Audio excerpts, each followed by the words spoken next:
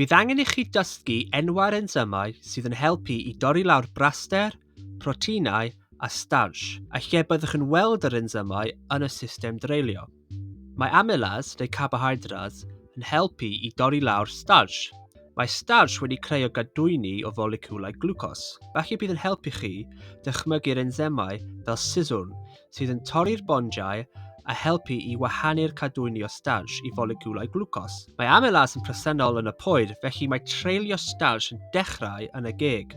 Os byddwch yn cynoi ar bara am ddigon hir, byddwch yn dechrau torri lawr y starch I siwgrau fel glwcos, a bydd y bara yn dechrau blasu yn felys.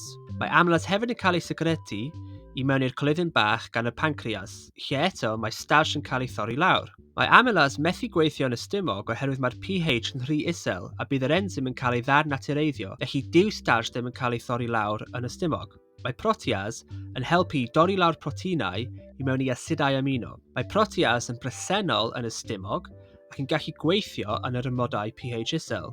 Mae'r pancreas hefyd yn sicredu protease I mewn i'r colyddyn bach. Mae lipase yn cael ei sicredu gan y pancreas i'r colyddyn bach. Mae'r pH yn y colyddyn bach rhwng 7 a 8 pH, ac eto does dim lipase yn y stumog gan y byddai lipasau yn dadnatureiddio yn y stumog. Felly, mae starch yn cael ei dorri lawr gan amylase yn y geg a'r colyddyn bach. Mae proteinau'n cael ei torri I lawr gan protease yn y stumog a'r colyddyn bach. Mae brasterau yn cael ei torri I lawr gan lipase yn y colyddyn bach. Yn y wers nesaf, byddwn yn dysgu sut I laberu'r system dreulio a mynd trwy swyddogaeth pob rhan.